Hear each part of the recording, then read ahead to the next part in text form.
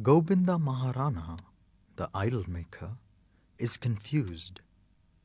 Every night the trunk of Ganesha breaks. Why does it break? Is it due to the wrath of God? Or is it the doing of some supernatural being? Before we get on with the video, hit subscribe and press the bell icon next to it to get instant notifications of our latest uploads. It was just one of those days when nothing seemed to go right for Govinda Maharana. Once again, there was this unhappy incident which kept bothering him. At sunrise, he finished his bath in the courtyard and took a glass of tea from his wife's hand. His fingers suddenly slackened, and the glass slipped from his grasp, spilling the contents. It was his first conscious knowledge of the fear he carried. This superstition that had become an anxiety which he knew could haunt him throughout his life. This day, there was a special reason for his gloomy, tense manner, for it was the third day in succession that such a thing had happened. Govinda had learnt the trade from his father, as had his father from his father's father, the substance of the art of idol making, the Durgas and the Ganeshas and the Shivas. "Perhaps I have no right," he told his wife, "to meddle with the private lives of gods. That is why they are angry. Perhaps I have been, of late, using my powers too carelessly, and the icons I have been making are not exactly those my father would have made in his time." Sulochana looked at her husband with frightened eyes. Perhaps he was right, she thought. But maybe he was growing older, and his hands and eyesight were not as strong as before. "You must be tired, working without a break," she said, her words betraying her simplicity. "You know what day it is." He studied her for a moment and continued, "And I am already late on the large Ganesha." What had gone wrong? He could not understand. Making an image was child's play for him. Only, in this case, the idol was somewhat larger than most. The trunk a little heavier, a trifle longer. That was all. Perhaps the clay he had been using was just that measure short of its adhesive quality, which makes for a smooth, tight binding. But it was the same clay he had been using for years, for innumerable images he had perfected and sold. Then why the sudden tear at the point where the elephant trunk took a turn and swung gently downward? Was the weight too heavy for the clay mold of the image's face to support it? Sulochana didn't want to question him about his work, for she knew that he was one of the best image makers in the whole valley. Govinda Maharana's images, it's hard to find better work than his, she had heard the townsfolk often say. He was one of the few excellent craftsmen left, and she nursed her pride in secret. And yet some inner voice hammered at her. Was it because he had asked for a better price, a rather exorbitant one than what was considered reasonable for an image of that size? She was convinced that her husband was a righteous man, but wasn't it possible that his seeming greed, provided her surmise was correct, had angered the unknown? The 61-year-old Govinda had a large family to support. This included a son who had a wife and 2 children. He had turned out to be an irresponsible drifter who spent his days away from the house, fishing idly for shrimp and carp in the Mahanadi. The second son had been taken in as an apprentice in a paper mill. There remained only the youngest, a mere 13-year-old. Out of the three, he alone showed promise of taking up the ancestral profession, thus restoring a measure of calm to the father's mind. In all these years, this experience of his was a new one, a feeling of being alone in a ravenous darkness. All his thinking brought Gobinda to the inescapable conclusion that there was an element of the supernatural in the mysterious breaking of the image. But what had he done to deserve this? His life was ordered, restrained, so where could he have gone wrong?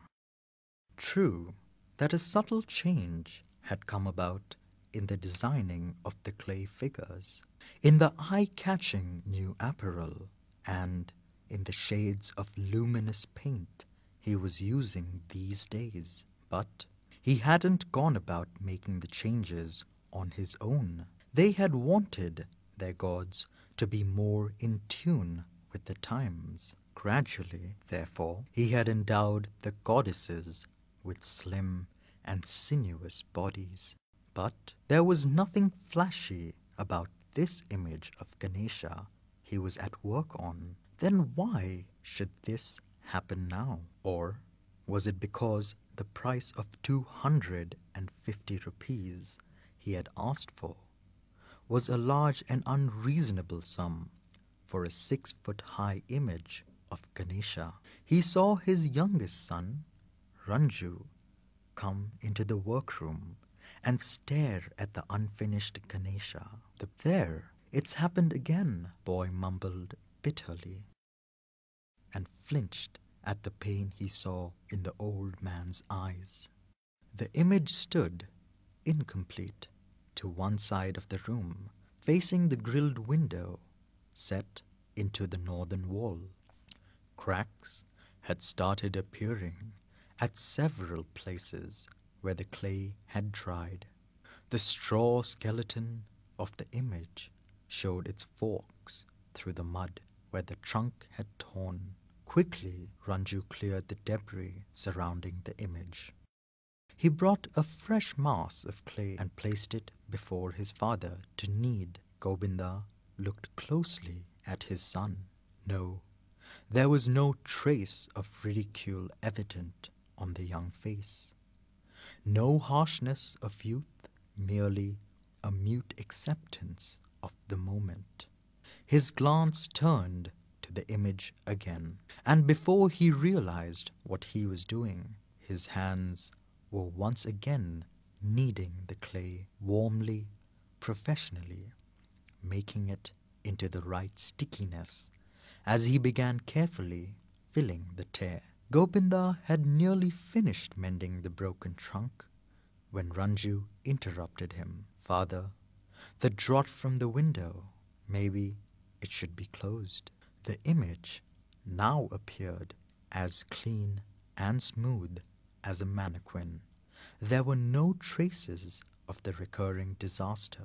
The possibility of a gust of wind breaking the image was too remote, Gobinda thought. But the image had been placed very close to the open window, only a meter away. He had shifted the image himself, deliberately, in order that more light would be available for his work, and the wet clay would dry up sooner, facing the trot of wind.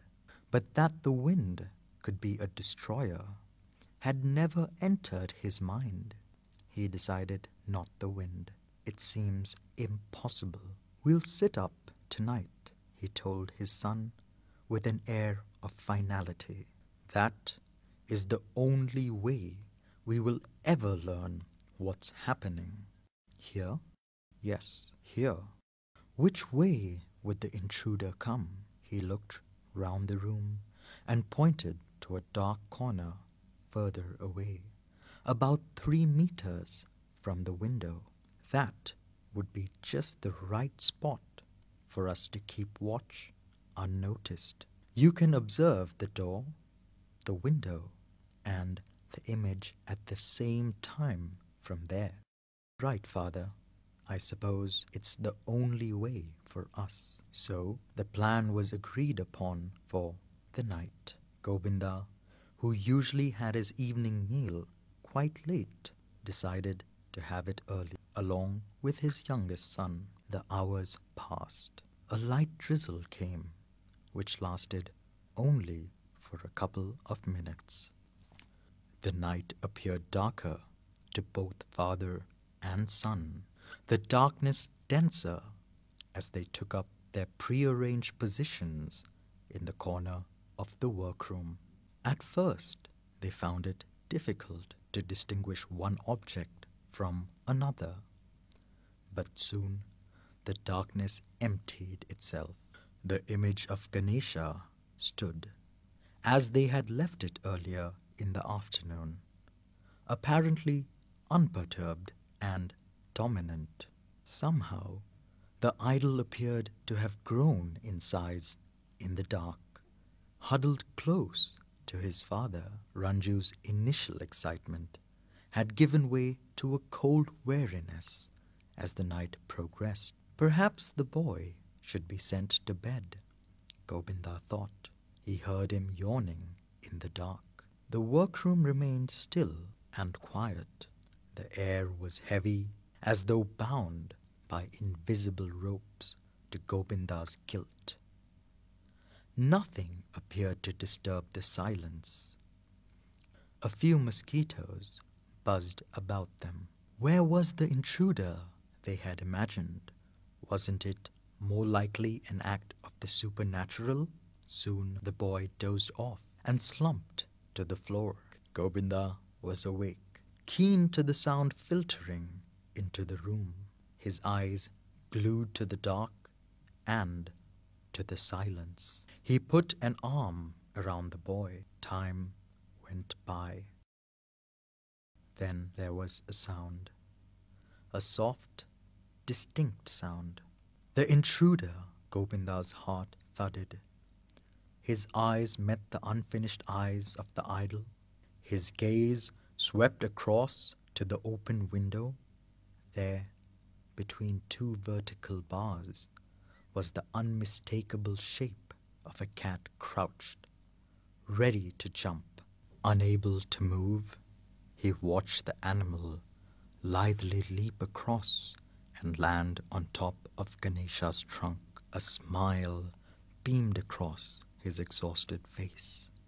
He gently began shaking the boy awake. इस channel को like कीजिए, subscribe कीजिए और सबको इसके बारे में बताइए।